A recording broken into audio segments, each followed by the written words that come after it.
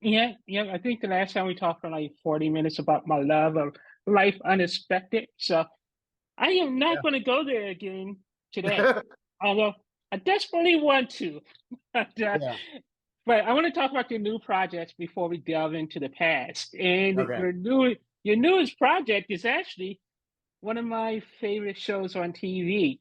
Um, and I hate you because I was waiting. I wanted to wait until the very end because this is how I watch TV now. I wait for all the episodes to drop, then I go back in and binge it. Yeah. But because you're on one of my favorite shows, Marvelous Mrs. Maisel, I was like, I would do my homework for a change and actually watch the episodes you're in. Ah, So I I ended up watching the first three episodes against my better judgment. So yeah. can you tell me a little bit about your role in Marvelous Mrs. Maisel? Well, first Yeah. tell me about the show and then your Yeah. role. Um, I play Alvin. He's the head writer on the Gordon Ford show, which is the show within the show. Midge, for those that have seen the first couple episodes, um, Midge works on the show now. She's a writer, and she's one of the writers in my writers' room.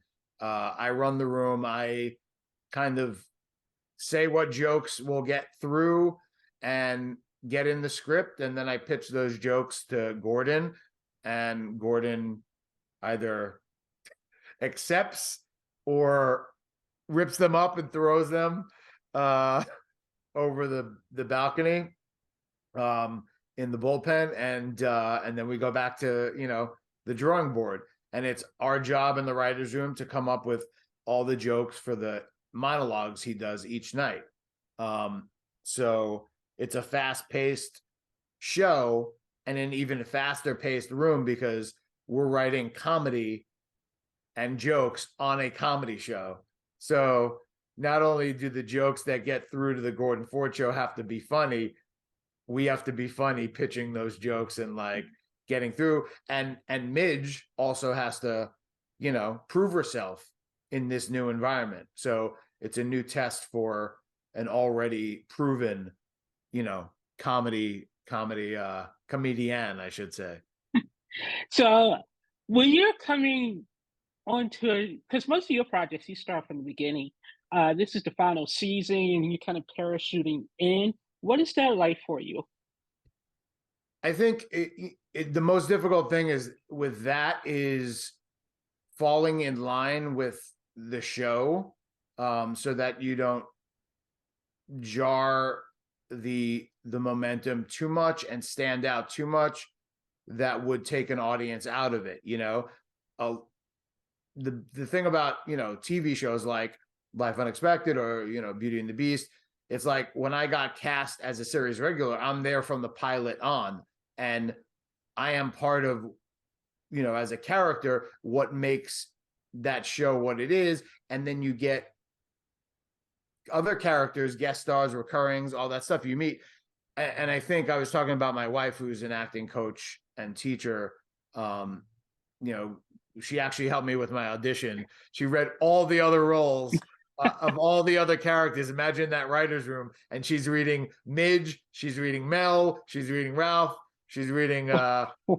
Cecil and Adam, all of them.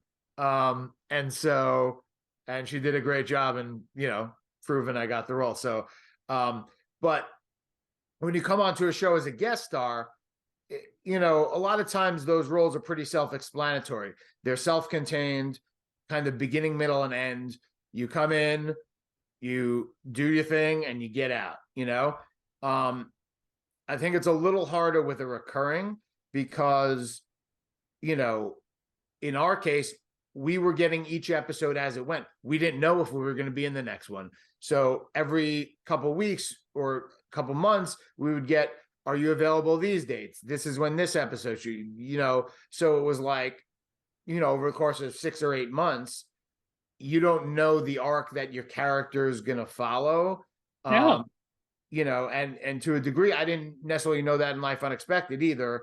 I was lucky with Beauty and the Beast because I got some information about what was going to happen down the line, so that I was able to play that as an actor. But all you have is the backstory and the present story. You don't have the future story, which would be, you have the beginning and the middle, but not the end. So you had the beginning, you're playing the middle, and you just don't know what the end is. And sometimes when you know the end, you could play against that or play towards it when you're playing each episode.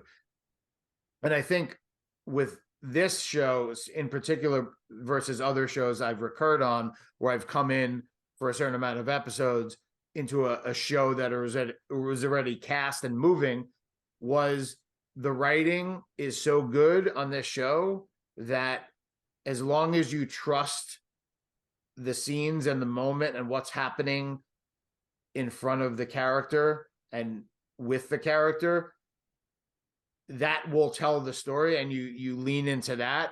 That's going to tell the story more than you trying to set up some arc that you're working towards. Like trusting Amy and Dan that each episode's going to flow, and how they write the characters, what lines they write, how they situations they put us in. I trusted that was going to all work out. And in that, when it comes down to it, we're not the main character. It's Midge, it's Mrs. Maisel, Midge is the main character. And so for my arc personally, it's all relative to Midge. So it will evolve with Midge's comfortability and relationship in the writer's room, and how or if that, works out, and how she settles in, whether she gets jokes, whether how it works out. And it's all based off, kind of Alvin and the rest of the writers' relationship with Midge. Yes, they have their own worlds and they have their own lives that they go off to, but I think the main crux of their purpose in the story is framing Midge's storyline and her evolution as a comedian.